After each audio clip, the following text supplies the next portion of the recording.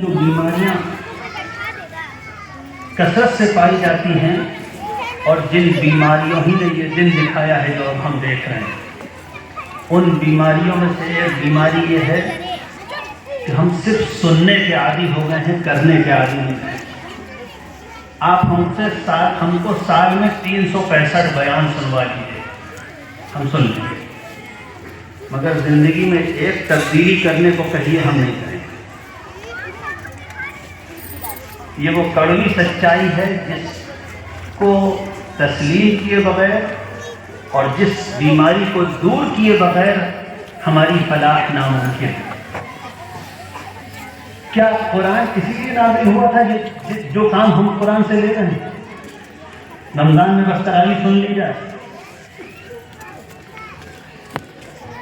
کیا صرف اسی لیے نازل ہوا تھا کہ کچھ نیک لوگ صرف تلاوت کر لیا کریں، باقی قوم کو قرآن کی تعلیم پڑھنے، جاننے، قرآن سے اپنے ایمان کی طاقت حاصل کرنے، قرآن سے اپنے زمانے کی حالات کو سمجھنے، قرآن سے اللہ کی طاقت پر اعتماد بڑھانے، اس کا کوئی کام نہ لیا جائے؟ کیا قرآن اسی لیے نازل ہوا تھا؟ قرآن اصل میں نازل ہوا تھا ہدایت کے۔ میں آپ سے سچ عرض کرتا ہوں، تلاوت نمبر 2 کا کام ہے، ہدایت حاصل کرنا نمبر 1 کا کام ہے، اور اس کا کوئی انکار نہیں کرتا۔ اصل قرآن سے ہر مسلمان پر فرض ہے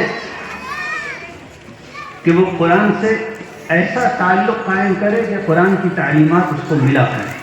آپ ترجمہ قرآن پڑھیے، آپ درس قرآن کی مجلسوں میں جائیے، علماء کرام خاص طور پر یہ مقصد سامنے رکھ کر کہ ان مشکل حالات میں اپنی اس قوم کے پاؤں جمانے ہیں، اس کو بگڑنے سے بچانا ہے، اس کو شرک سے بچانا ہے، اس کو شرک کے شبہات سے بچانا ہے۔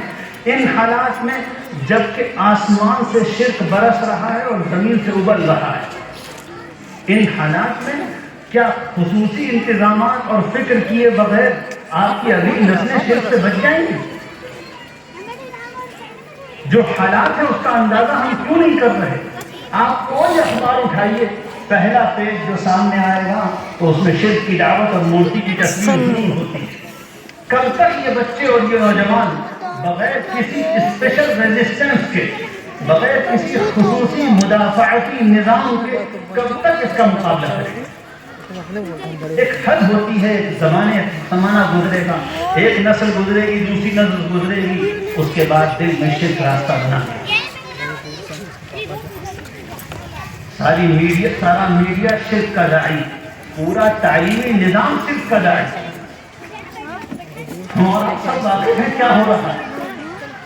ہم حالات سے اور چیلنجز سے ناواقف نہیں رہ سکتے۔ جو نئی تعلیمی پالیسی آ چکی ہے اور نافذ کی جا چکی ہے، اب وہ نافذ ہو چکی ہے، دھیرے دھیرے اوپر سے نیچے آ رہی ہے۔ اس تعلیمی پالیسی کے ذریعے 3 سال کی عمر میں آپ سے بچہ لے لیا جائے گا، 3 سال کی عمر، اور اسکولوں میں بھارتی کلچر کے نام پر پوری دیومالا اور پورے شرک کی تعلیم دی جائے۔ کیا ان حالات میں بھی ضروری نہیں کہ قرآن مجید کی توحید کی دعوت، قرآن کی وہ آیات جو بتاتی ہیں کہ شرک کے پیچھے کوئی دلیل نہیں ہے، جو بتاتی ہیں کہ مشرکین کو اللہ کا اور قرآن کا کھلا چیلنج ہے کہ اللہ کے کسی نبی کی تعلیم سے وہ شرک ثابت کر دیں؟ یہ کھلا چیلنج قرآن نے دیا ہے کہ کیا ان آیات کو پڑھے بغیر توحید پر اعتماد باقی رہے؟ قرآن نے کہا ہے، اور قرآن کو شرک کی بغیاں ادھر دیتا ہے۔ قرآن پڑھنے کے بعد کسی شخص کو شرک سے ذرہ برابر تاثر ہو ہی نہیں سکتا۔ قرآن جب کہتا ہے ان ہی الا اسماء، یہ نام ہے، نام یہ فرضی اور خیالی شخصیتیں ہیں، یہ جو تم نے بت بنا رکھے ہیں اور جن معبودوں کی تم عبادت کرتے ہو، یہ صرف خیالی شخصیتیں ہیں۔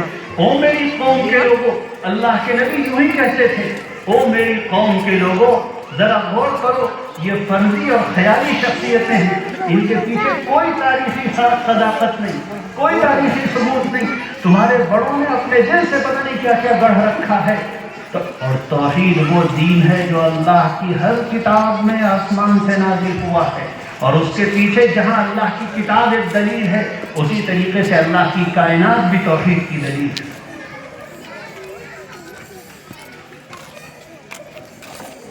خاص طور پر آج کے زمانے میں جب لٹریسی کا بلکہ پڑھنے لکھنے اور علم کا زمانہ ہے، جس وقت تو قرآن کا معجزہ اس کا طوطی بول رہا ہے۔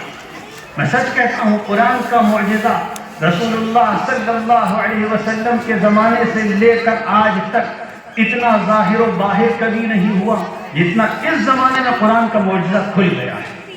وہ عرب کے ریگزار میں بیٹھا ہوا ایک امی جس نے کبھی 2 حرف نہیں سیکھے، وہ اس وقت بیٹھا ہوا انسانوں کو قرآن کے ذریعے وہ قانون اور شریعت دیتا ہے جو آج بھی سب سے زیادہ عدل اور انصاف کی نگہبان شریعت ہے۔ اس نے کسی قانون کے معلم اور کسی لا کالج میں تعلیم حاصل نہیں کی، مگر سب سے اچھا قانون دیتا ہے۔ وہ عرب کے ریگستان میں بیٹھا ہوا امی شخص، اس نے وہ کتاب پیش کی کہ آج، اور وہ کتاب کائنات کے بارے میں، آسمان، اجرام سماویہ کے بارے میں، منرلز کے بارے میں، انسان کی فزکس کے بارے میں، انسان کی بایولوجی کے بارے میں، ایمبرائولوجی کے بارے میں، انسان کی تخلیق کے بارے میں جو سادے سے الفاظ میں بات کرتی ہے۔ تو 1400 سال کے بعد سائنس ترقی کر کے وہاں تک پہنچتی ہے، کہتی یہ سب بالکل صداقتیں۔ اس زمانے میں قرآن سے جو رشتہ جوڑ لے گا، جو قرآن کی تعلیم سے جڑ جائے اور قرآن کو گہرے غور و تدبر کے ساتھ پڑھنے لگے، اس کے ایمان کو کبھی شک شبہ چھو کر بھی نہیں گزرے۔ تیسری چیز جو رسول اللہ صلی اللہ علیہ وآلہ وسلم نے جس کے ذریعے صحابہ کرام کو ایک خاص روح ان کے اندر پیدا کر دی، ایک خاص روح، وہ تھی عبادت اور ذکر اللہ۔ اس روحانی طاقت